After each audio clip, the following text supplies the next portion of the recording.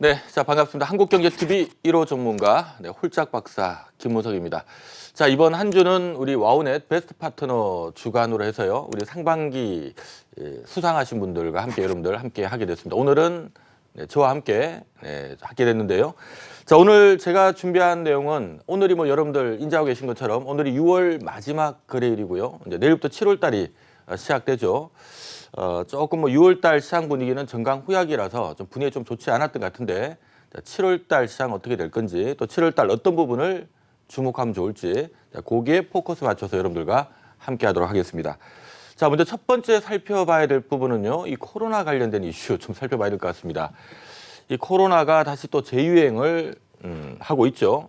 좀 일각에서는 3월 악몽이 재현되는 거 아니냐라는 분위기가 잡히고 있습니다. 지난 3월 달에 우리가 코로나 때문에 전 세계 증시가 폭락을 했다가 이제 겨우 안정을 찾았는데 자, 또다시 코로나 확진자 수가 막 늘다 보니까 이거 3월처럼 증시가 또 저렇게 엎어지는 거 아니냐. 만약에 그렇게 될 거라면 지금 저희가 뭐 주식 투자 돈 버는 것도 좋지만 일단은 좀 피하자라는 분위기를 잡아야 될 것 같은데 자, 냉정하게 그 속을 좀 들여다보고 가도록 하겠습니다. 자, 지금 준비된 화면이 최근에 미국 내 코로나 확진자 수가 늘고 있는 것을 이제 그대로 보여주는 화면인데요. 지금 보시면 여기가 지난해 3, 4월 달입니다. 지난해가 아니라 올해 3, 4월 달이었고요. 지금 코로나19가 막 창궐을 하면서 올해 3, 4월 달에 코로나19 확진자 수가 기하급수적으로 늘어나는 모습이 나왔고요. 자, 이것 때문에 주식시장이 폭락을 했던 거죠. 다행스럽게도 이제 코로나19 확진자 수가 상당히 좀 안정을 찾으면서 전 세계 증시가 지금 최근에 아주 빠른 속도로 회복이 되고 있는데 자 문제는 지금 보시는 것처럼 특히 지난달 말부터 시작해서 코로나 확진자 수가 다시 기하급수적으로 늘고 있고요. 지금 지난주 같은 경우는 미국 내에서 하루에 코로나 확진자 수가 4만 5천 명. 지난 3, 4월 달에 하루 확진자 수가 제일 많이 나왔을 때가 3만 3천 명이었는데 자 이번에는 뭐 4만 5천 명. 야 이거 큰일 났다라는 분위기가 지금 잡히고 있는 겁니다. 자 하지만 이 부분을 제가 조금 속을 좀 들여다봐야 되는 거 아닌가라는 생각이 드는데요. 다음 화면을 좀 보시면 자 지금 현재 준비된 화면은 좀 전에 봤던 화면에 뭔가 좀 추가를 한 겁니다. 미국 내 코로나 확진자 수 지역별 동향을 좀 살펴놓은 건데요. 자 먼저 올드 핫스팟이라고 해서 제가 3, 4월 달에 코로나19 확진자 수가 막 늘었을 때 당시 미국은 워낙 뭐 땅덩어리가 늘다 보니까 모든 지역이 다 같이 는 건 아니고 일부 지역들이 아주 빠르게 확진자 수가 늘었습니다. 대표적인 지역이 뭐 뉴욕이라든가 뉴저지 같은 이런 지역이 있는데요. 자, 그 지역들은 지난 3, 4월 달에 아주 빠르게 확진자 수가 늘었다가 자, 지금 보시면 아주 자연스럽게도 4월 달을 정점으로 해서 지금 안정을 찾고 있고요. 최근에 미국 내 확진자 수가 많이 늘고 있다는 얘기는 하지만 지금 보시는 것처럼 계속 안정을 찾고 있습니다. 이쪽 지역은 지금 문제가 없어요. 최근에 문제가 발생하고 있는 지역은 바로 이쪽 지역인데요. 자, 이쪽 같은 경우는 지금 애리조나라든가 뭐 텍사스, 플로리다 같은 우리가 3, 4월 달에 미국 내 코로나 확진자 수가 막 늘 때 이쪽 지역은 별로 늘지 않았거든요. 별로 안 늘고 이렇게 좀 안정을 쭉 찾고 있다가 최근에 갑작스럽게 지금 늘고 있습니다. 그래서 이걸 놓고 보면 일단 미국 내 전체가 갑자기 확진자 수가 막 느는 분위기는 아니고요. 예전에 창궐했던 지역은 계속 하향 안정화가 되고 있는 반면에 별로 이렇게 확진자 수가 늘지 않았던 지역이 최근에 가파르게 늘고 있다는 것을 느낄 수가 있는 건데 뭔가 조금 이유가 있겠죠. 그래서 일단 다행스러운 부분 중에 하나는 여러분들 뭐 미국은 워낙 땅덩어리도 넓은 데다가 각 주별로 이 코로나19에 대한 대응책이 다 다릅니다. 지금 뭐 뉴욕이라든가 뭐 뉴저지 같은 경우는 뭐 경제활동 봉쇄도 좀 강하게 했고요. 또 마스크 꼭 쓰고 다니게끔 하고 뭐 이런 부분들이 있었는데 지금 최근에 창궐하고 있는 뭐 애리조나나 뭐 텍사스라든가 플로리다 이런 지역들은 일단 뭐 주별로 보면은 마스크 뭐 쓰든 말든 멋대로 하세요 이런 지역들이거든요. 하다 보니까 최근에 경제활동 봉쇄가 좀 풀리는 과정 속에서 뭐 사람들 마스크 안 쓰고 다니다 보니까 이런 사태가 나오는 것이 아닌가. 그래서 이렇게 놓고 본다면 최근에 미국 내 확진자 수가 가파르게 늘고 있다는 것만 놓고 보면 3월 달에 악몽이 재현되는 것이 아닌가라는 우려를 우리가 또 가져야 되지만 속을 들여다보니까 좀 조심하면 되겠구나. 마스크 좀 쓰고 다니고 뭐 확진자 수 이렇게 늘다 보면 스스로가 안 걸리기 위해서 조심을 하게 되지 않을까요? 경제활동 봉쇄도 다시 조금 강화시키고 마스크 좀 쓰고 다니고 인식의 변화가 좀 만들어지고 하다 보면 좀 잡히지 않을까. 그래서 어찌 본다면 지금 현재 우리 주식시장에서는 코로나19 확진자 수가 지금 미국 내에서 빠르게 지금 최근 들어 늘고 있는데 이게 지금 계속적으로 강하게 막 더 늘어나는 모습, 또 안 잡히는 모습이 잡혀버리면 3월달 악몽이 재현되는 것이 아니냐 해서 이 글로벌 증시 전반의 조정을 이끌 수 있습니다. 하지만 만약에 예를 들어서 지금 이쪽은 잡히고 있는데 이 빠르게 늘고 있는 이 지역이 이제 뭐 경제활동 일부 좀 봉쇄시키고 동시에 마스크 좀 쓰고 다니게끔 강제하고 뭐 이러다 보니까 이게 이렇게 꺾이는 모습이 나온다면 이러면 또 내용이 좀 달라질 수 있다는 거죠. 잡히는구나. 이게 또 재유행은 아니구나. 자, 이렇게 갈 수도 있다는 얘기입니다. 근데 제가 개인적으로 봤을 때는 지금 현재 분위기를 감안하면 뭐 쉽게 잡히진 않겠지만 대충 7월 중으로 조금 줄어드는 모습이 좀 잡힐 가능성이 있지 않나라 보고 있고요. 자, 이런 부분들이 앞서 제가 말씀드렸던 이 7월 달 3월 악몽이 재현되는 거 아니냐라는 부분에 그렇게까지 확대 해석할 필요까지는 없지 않나라는 얘기 드리겠고요. 그리고 하나 더 그림을 보시면 자, 지금 현재 그림은 미국 내 코로나 사망률, 이거는 이제 확진자 수가 아니고 이제 사망률인데 지난 3, 4월 달에 급증했던 이 사망자 수가 지금 보시는 것처럼 계속 하향 안정화되고 있고요. 최근에 한번 살짝 아주 세게 오른 적은 있었지만 이 부분은 미국 내 일부 지역들, 플로리다 지역인 것 같은데요. 그 지역에 그 지역에 겨울철에 이 감기 환자들, 감기로 이렇게 사망하신 분들까지 독감으로 사망하신 분들까지 집계를 넣다 보니까 살짝 오류가 뜬 거고요. 실질적으로 이 부분을 제하고 보면 사망률 자체는 좀 많이 안정이 되고 있는 것 같습니다. 그래서 이런 부분도 놓고 본다면 3월 악몽 재현 같은 너무 확대 해석을 할 필요는 없지 않느냐라는 얘기를 좀 드리고 싶고요.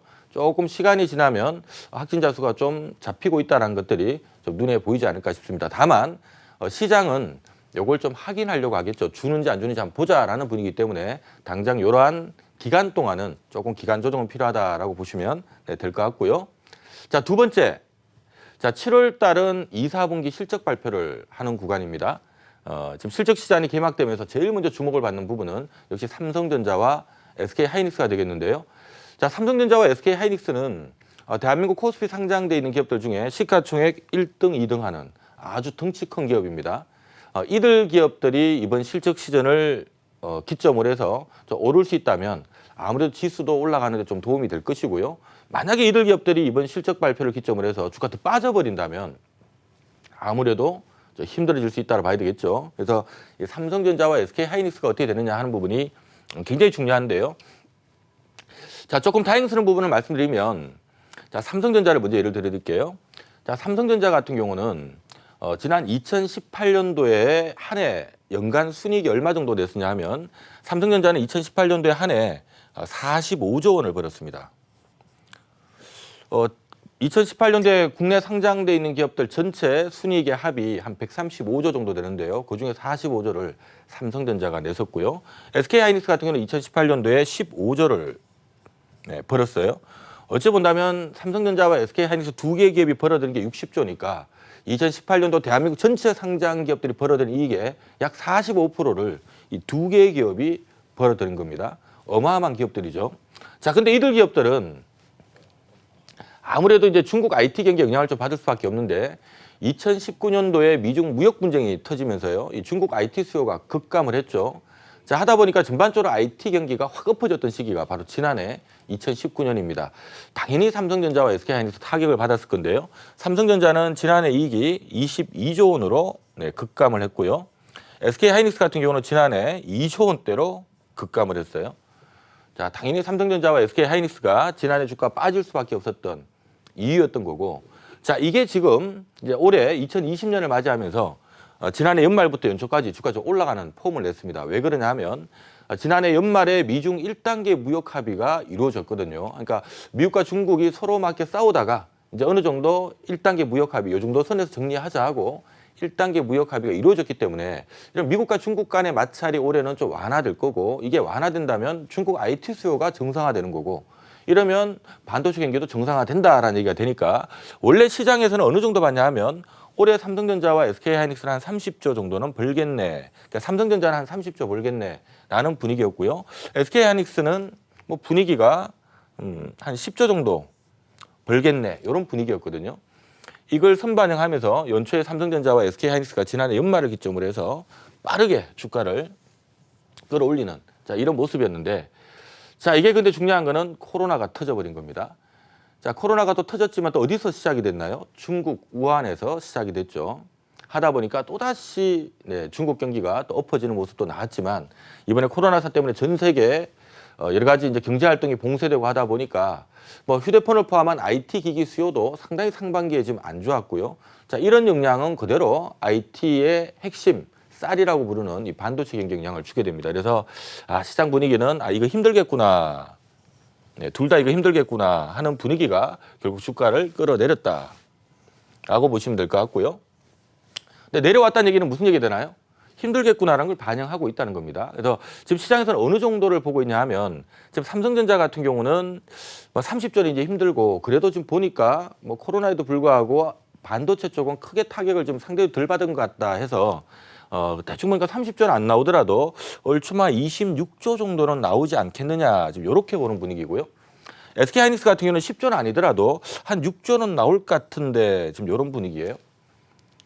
자, 그런데 여기서 더 중요한 부분은요. 내년. 주가라고 하는 것은 미래를 선반영하려고 하는 성격이 있거든요. 그러니까 한마디로 이제 올 하반기가 되면 주가라고 하는 것은 올해 실적이 아니라 내년 얼마 벌까 이걸 선반영하려고 할 겁니다. 그러니까 하다 보니까 내년 얼마 벌 것 같은데 보니까 어쨌든 올 연말에 미국의 대선이 끝나죠. 올 연말에 미국의 대통령 선거가 이제 11월 초에 이제 시작이 되는데 미국 대통령 선거 결과가 딱 나오게 되면 아무래도 미중 간의 무역 마찰도 올해보다는 내년도는 좀 완화되지 않을까. 예를 들어서 트럼프가 안 된다면 뭐 미중 간의 마찰이 완화돼 버릴 수가 완전히 또 새로운 국면이 갈 수도 있는 거고요.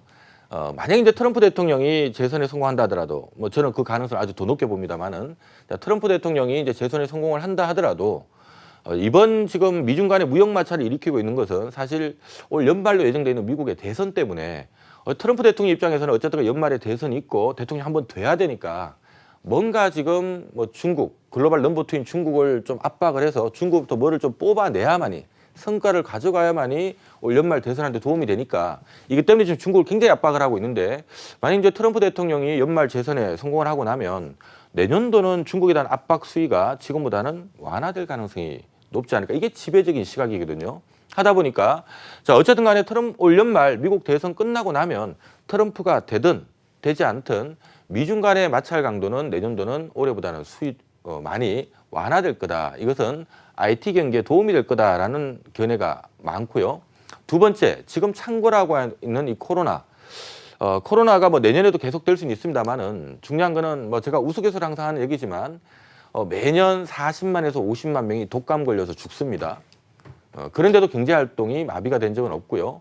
매년 수백만의 사람들이 자동차 타고 다니다가 교통사고로 죽어요. 그래도 자동차를 타고 다닙니다, 우리가.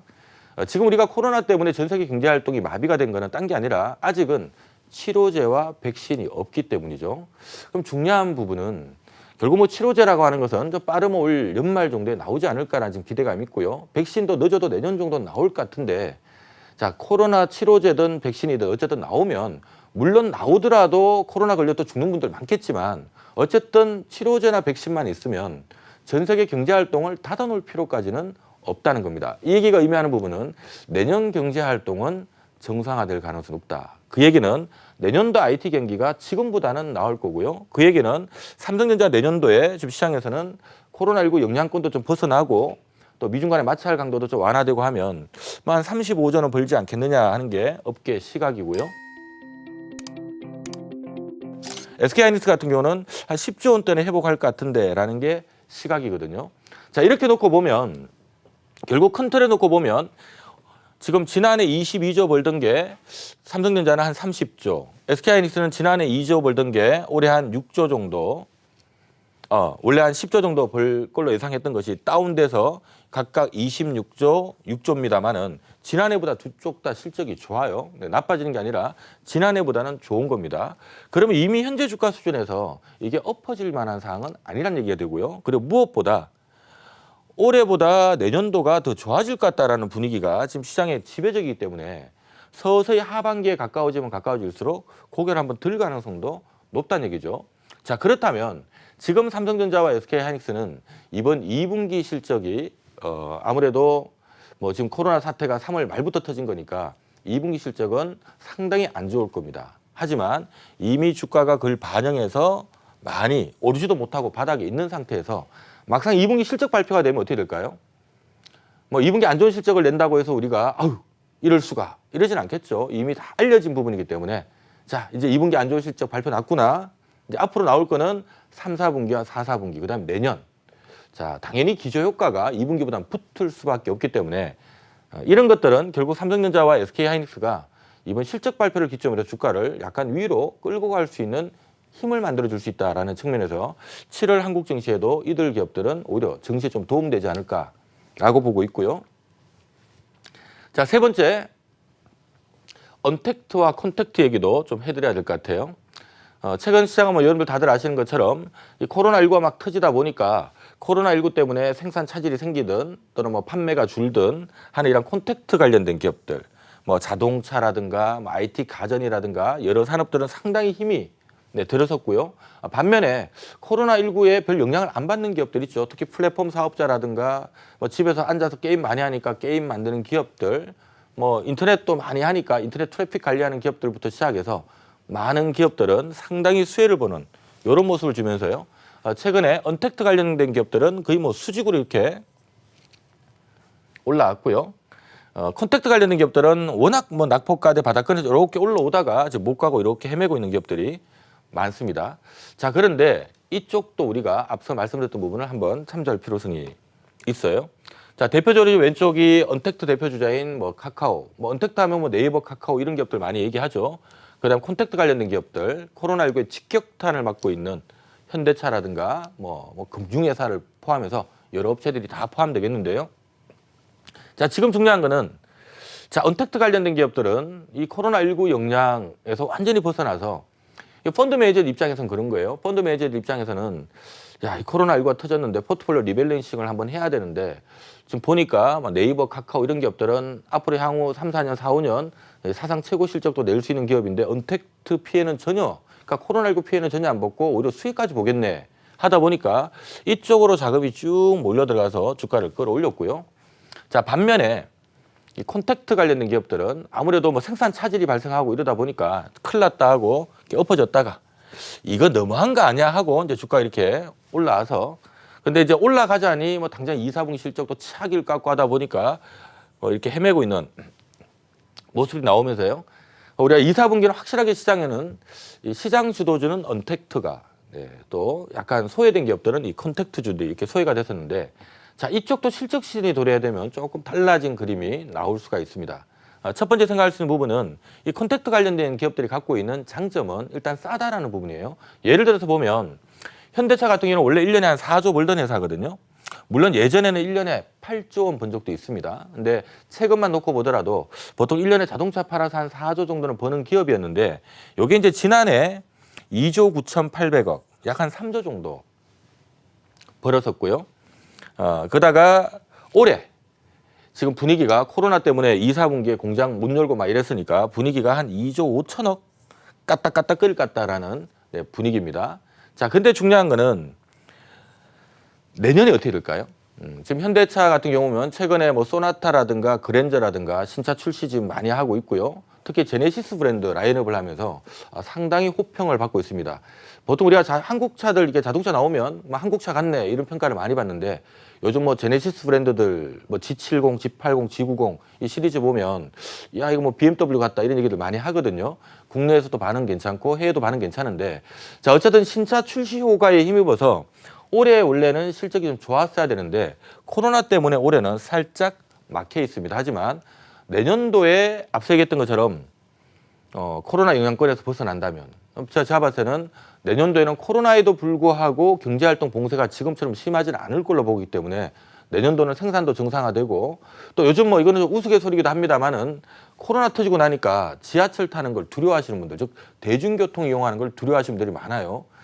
저도 뭐 지하철 마스크 끼고 한번 탔다가 죽는 줄 알았는데 그냥 웬만하면 차 한 대 사서 끌고 다니자 뭐 이런 분위기도 있습니다. 하다 보니까 의외로 뭐 코로나19 이후로 자동차 더 팔릴 것 같은데라는 분위기가 좀 있거든요. 그래서 내년에 한 4조 정도는 회복하지 않을까라는 게 업계 시각이라서 그러면 우리가 뭐 현대차 같은 경우는 그래도 우리가 일반적인 기업들 좀 잘 나가는 기업들은 보통 버는 거 대비 뭐 12배, 15배, 심지어 20배, 뭐 40배 이렇게 평가를 받는 기업도 있는데 이 자동차 산업은 워낙 전 세계 경쟁이 치열하다 보니까 우리가 일반적으로 할증 거래 시키지는 않습니다. 그래서 좀 할인 거래를 시켜요. 그래서 보통 목표가를 한 8배 주거든요. 이러면 482, 32, 32조 원인데 지금 얼마인가요? 오늘자 종가 기준 20조 8천억. 그러니까 20조입니다. 20조. 이 큰 대형주가 조금 장기 투자하면 막 50% 상승률액은 나올 수 있는 기업이라는 얘기죠. 그러니까 이런 맥락을 놓고 본다면 오히려 역시 마찬가지로 이번에 2, 4분기 실적 발표를 기점으로 해서 악 소리 나는 실적을 보고 난 다음에 이젠 그걸 두려워하기보다는 3분기가 좀 많이 좋아지겠지, 4분기 좋아지겠지, 내년에 정상화되겠지라는 기대감들이 주가를 끌어올릴 수 있다라는 부분도 일단 뭐 현대차를 포함한 뭐 금융주라든가 여타 대부분의 콘택트 관련된 기업도 이번 실적 시즌이 나쁘지 않다. 그러니까 2, 4분기 실적을 두려워할 것이 아니라 대부분의 콘택트 관련된 기업들은 올해 대비 내년 실적이 정상화되는 구도이기 때문에 특히 2분기 대비 또 3, 4분기가 정상화되는 구도이기 때문에 대부분의 콘택트 관련된 기업들이 이번 실적 발표를 기점으로 해서 주가 좀 돌아설 수 있다는 것은 우리 한국 증시에도 좀 플러스 요인이다라는 것을 기억하셨으면 좋겠고요. 자, 한편 그럼 뭐 네이버나 카카오 이런 기업들은 무너지느냐? 또 그것까지는 아닙니다. 왜냐하면 우리가 이 네이버라든가 카카오라든가 이런 언택트 관련된 기업들 중에 특히 기술력을 바탕으로 해서 시장을 선점한 기업들 있죠. 자, 이런 기업들 같은 경우는 기술력을 바탕으로 시장을 선점한 데다가 앞으로 또 장기 성장에 대한 기대까지 갖고 있는 기업들은 우리가 흔히 말해서 부동산만큼 거래돼요. 우리가 보통 부동산이 보면 1년에 한 1억 정도 임대 수익 나오는 부동산이 시장에서 보통 몇 배 거래되냐 하면요. 약 한 40배에서 60배 거래되거든요. 그러니까 한 1억 정도 임대 수익이 발생하는 부동산은 한 40억에서 60억 정도에서 거래된다는 얘기입니다. 만약에 여러분들이 살고 있는 집이 막 1년에 한 달에 한 80만 원 월세 나와서 1년에 한 1,000만 원 정도 임대 수익이 들어온다. 이러면 얼마일까요? 한 4억에서 6억 정도 한다고 생각하시면 돼요. 실제로 계산기 두들겨 보면 우리 집 1에서 한 4억, 6억 하는구나. 한 2천만 원 들어오면 그걸로 더블 잡으시면 되고요. 이게 왜 그러냐 하면 어차피 은행에 넣어놔봐야 1년에 이자 1%밖에 안 주는데 하다못해 그래도 한 40배, 60배 정도면 그래도 연투자 수익률이 뭐 한 2에서 3%는 나오는 거잖아요. 은행 이자보다 나은 거고요. 거기다 부동산은 물가 개념이기 때문에 물가는 1년에 보통 한 2%씩 올라요. 그러니까 수익률 얼마 나오나요? 한 4에서 5%. 그러니까 내가 1억이 있는데 은행에다가 1% 보고 넣을 바에는 차라리 한 40에서 60배 거래되는 부동산을 사서 그러니까 그렇죠?